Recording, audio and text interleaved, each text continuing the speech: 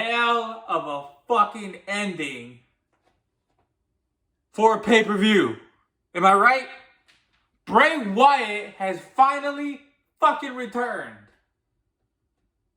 We've waited for over a year for this shit to happen, and it finally came. This is what the fans have been asking for. This is what the company needed. Okay? Bray Wyatt is supposed to be one of the best things to come out of this generation of wrestlers. Vince McMahon didn't build him up that way. He didn't see that in him. Triple H is now in power of the creative team, and it's obvious, it's plain as day to see that he's here to rectify that mistake, which was not pushing Bray Wyatt to the moon at some fucking point. This is it. This is go time, man. This is what we've been waiting for. I can't believe it. And it was crazy because right after the Matt Riddle-Rollins match, the Fight Pit match, Daniel Cormier was raising Matt Riddle's hand because he won the match. I saw Rollins getting out of the ring. Then the whole fucking shit went dark. He's got the whole world in his hands. That shit started going on. I was like, I popped right off the couch. You'll see it in the video before this one. Hopefully it doesn't get copyrighted, but you know, I tried to talk over the video as much, over the TV as much as I could. But I immediately jumped off the couch. I was like, is it really? And all of a sudden, there's all these people in these costumes starts popping out in the audience. There was a rabbit or a bunny. There was a dinosaur. The Fiend showed up in the front row. I was like, dude. And then you had this platform on the stage. It had a door. And then obviously it was like this, it was like an abandoned garden type of thing. The door opens.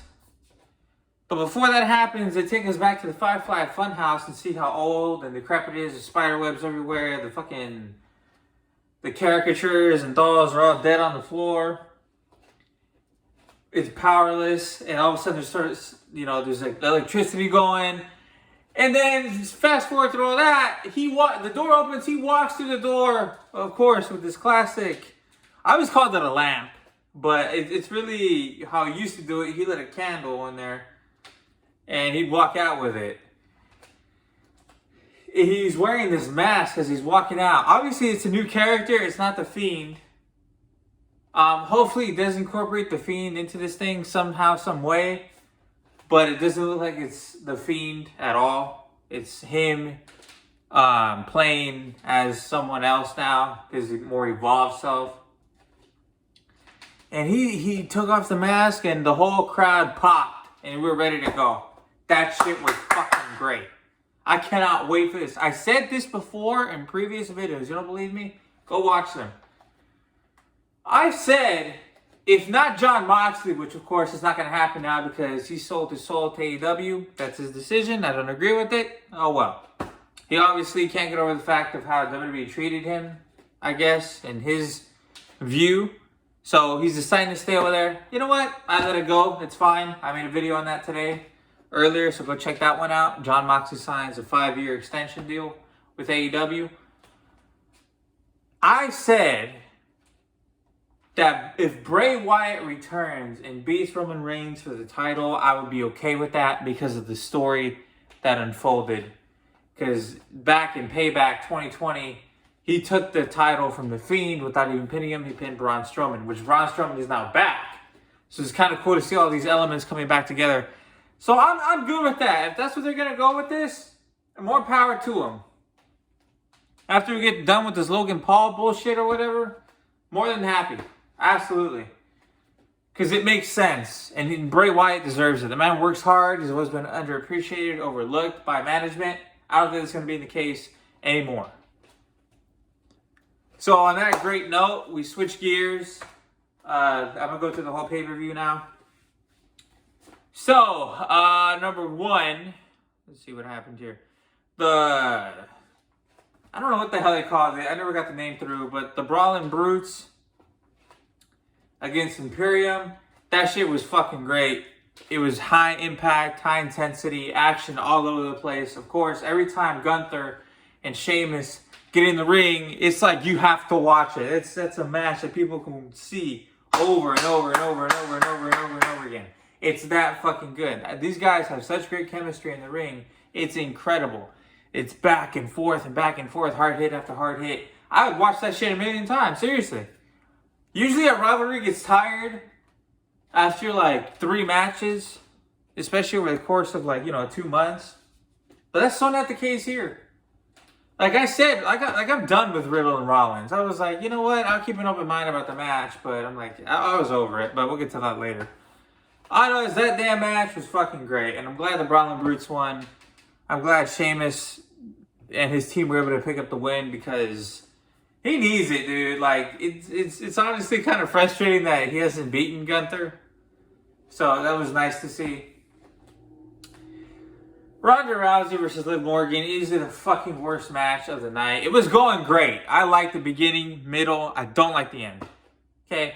That shit was fucking like WWE's hosting space, join Extreme Rules. Yeah, everybody's going to talk about that right now. Anyway, where was I? It was great. They had great spots with the bats, the tables. It was a decent match. But of course, Ronda Rousey being Ronda Rousey just has to have a fucked up ending to a match every single goddamn time. It happened at WrestleMania 35. She fucking popped up her shoulder when she wasn't supposed to in the main event of WrestleMania. We saw the goddamn, again, WrestleMania match with Charlotte. That didn't go that fucking great. And now this shit, it's like, she's not built to be the face of the women's division. She sucks. Her character is fucking crap. I don't know why she gets cheered in some of these states every time. I know the WWE is like rigged the sounds like to make it sound like people are getting cheered when they're actually not. But I swear, dude, Ronda Rousey is not built for this shit. Nobody likes her. Nobody wants her to be champ. People barely tolerate her floating around the roster. They buried Liv Morgan, and this is Triple H doing this shit. The 2 things that kind of ruined this pay-per-view for me just a little bit were the women's matches. I don't understand why fucking Bianca Belair beat Bayley. I really don't. It pisses me off, actually. She beat Bayley. I was not happy about that whatsoever. Bayley is one of the best ever in the women's division, period. One of the best ever. I don't give a damn how you slice it. Everybody came back. I mean, she came back. Everybody was happy about it. And just, I mean, what for now? Why give Damage Control the tag titles and not give Bayley the Raw Women's title? I don't understand that shit. That boggled my fucking mind. No, Sasha Banks and Naomi didn't show up today. I didn't expect them to, but people are like really, really, really, really pushing for that shit. What I can tell you is when I looked at the profiles it still says both of them are signed to SmackDown. Although Naomi's yesterday was like, she used to be signed to SmackDown. And all of a sudden, she's signed to SmackDown. Again, this is just if you search up their names on the webpage, go to Google, you type it in. That's what I'm talking about. No article came out or anything, so forgive me if you misinterpreted that for a second. But they didn't show up. Karrion Kross versus McIntyre. I feel like they could have gotten, more creative with it just a little bit. But it was a good match overall. I'm glad Karrion Kross won. The ending, unlike fucking, Ronda versus Liv, was actually decent. You didn't expect it, but Karrion Kross needed to win that goddamn match. Because this is his first pay-per-view match on the damn main roster. And you need to win. You can't lose. So they did it in a way where you build up Karrion Kross, but you don't destroy Drew McIntyre.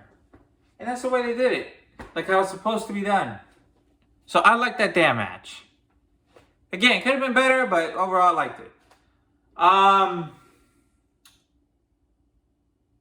might have skipped one match, but I mean, if it doesn't come up, it doesn't come up. The Judgment Day, which it was really Finn Balor versus Edge. and I Quit match. The match is fucking great. Probably the match of the night, to be honest with you. These two were going at it hardcore. I gotta tell you, man, this storyline is fucking great. I really do enjoy it. I love the whole component of when Finn entered the arena, he was wearing this mask. I love that. It brought a whole mystique into his entrance. It was actually kind of like chilling. I like that. And the beautiful thing about this match was Finn Balor is showing a side to himself and this character that we've never seen before. Finn Balor's never been known to be vicious and aggressive. He's never been known to throw morals to the side. He's just, and it's crazy. And the most beautiful thing about this match is Michael Cole was talking about it. He's like, we can't forget that Edge is responsible for the creation of the Judgment Day. And Corey Graves added on, yeah, because Rhea Ripley handcuffed Edge to the rope. And Corey Graves, like, many moons ago,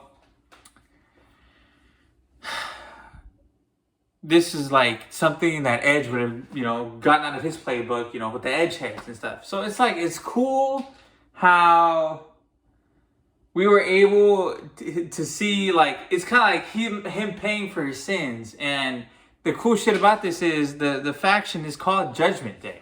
So Edge is kind of like paying for his sins of the past. Because Edge was a piece of shit, okay? His character was really a piece of shit. He didn't give a damn about anybody, what he did.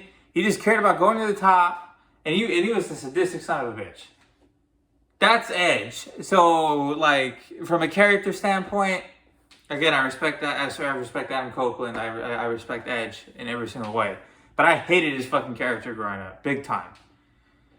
But he's a heel. That's what you expect me to do. And that's why this match is so beautiful. The match ended with Rhea threatening to commit a concerto to his wife, Beth, if he didn't quit. And Damian and Dominic and